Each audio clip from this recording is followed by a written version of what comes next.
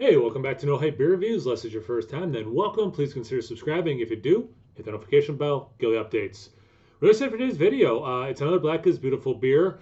I'm loving these. I think I'm about halfway through all of them I've had, or all of them that I own or have owned, and really excited. When I knew they were coming out, I put it out there. I'm like, I want to try as many of these as possible, and I've been able to try more than I ever thought I would. So that's really rad.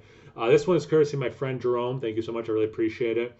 And it's a brewery I've been to several times, and I'm pretty excited to do one. It's local-ish to where I grew up, which is cool. And another thing I like is I shouldn't say I like it, but I do like it. They changed the artwork, which I think is cool. I like the regular artwork a lot. I like that they put their own spin on it. This is Lucky Hare Brewing, and they're out of Watkins Glen, New York. They're saying it's 10%. I don't know how much they followed the base recipe or not. And, partnered up with Weathered Souls. And looks like the beer is about 2.5 months old at this point. But, bigger stout, it should be able to handle that. I'm sorry, wait, a month and a half. Yeah, month and a half. Yikes.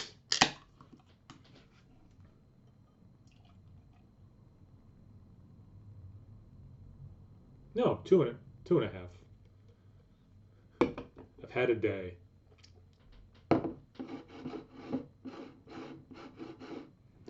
Proper glassware. Beer always tastes better in proper glassware. That is pretty darn dark. I mean, yeah, like I typically say, there's a little bit of brown, but I mean, it's approaching motor oil, so it's definitely a dark beer. Almost exactly a finger that just beautiful, mocha colored head. You get the teeny tiny bubbles. You get the small bubbles.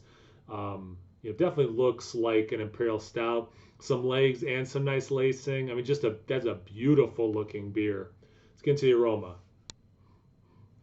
They must have done the base recipe. I mean, maybe they made some tweaks or something, but it has that intense roast. It has that hop thing where it's like, is this a Russian Imperial Stout? Is this a black IPA? There's like a burnt sweet wood, almost like if you're doing barbecue or something, you're using a sweeter smelling wood. Kiss of cherry, and I don't mean that in an infection way. I know you mentioned cherry, especially in a stout review. It can make people think, oh, must have gone sideways and sour. I don't mean it like that. I mean from the beer itself. I swear you're getting a little bit of vanilla, some berry fruitness. You're getting this leathery, and again that smoky thing.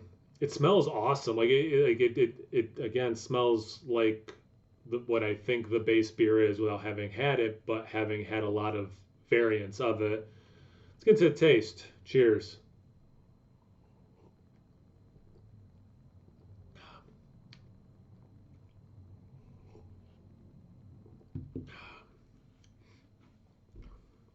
It's it's sweeter than a lot of these, but a lot of the ones that really followed the recipe. But besides that note, it is very much the roasty, smoky, peaty almost. Um, you get the dark chocolate.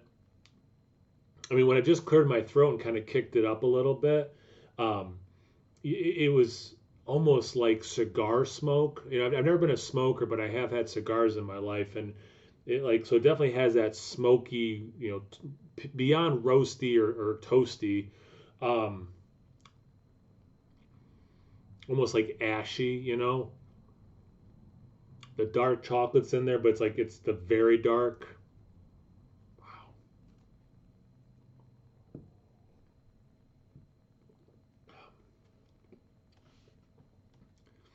But then it does have that sweetness throughout. And what's interesting is, sometimes when you're drinking, or many times when you're drinking a beer, there's a roller coaster of flavors that go across your palate, and this has that. But the sweetness is a pretty consistent line throughout, which is kind of a cool experience. So you have the sweetness, but then you have all these savory notes, upticking, downticking throughout. It finishes dry, this aftertaste, I mean, you just saw me have, I had to take a swallow. Like it's like this kind of dryness in the finish, making me salivate. I think this is a really cool rendition. And I talk about this, doing like New England IPAs, double IPAs, where they can kind of get boring to review. Like they're amazing to drink. I love drinking them. Excuse me, but sometimes they're kind of boring to review. It's like, here are the same three fruits I get. It's creamy, great mouthfeel, super juicy, whatever.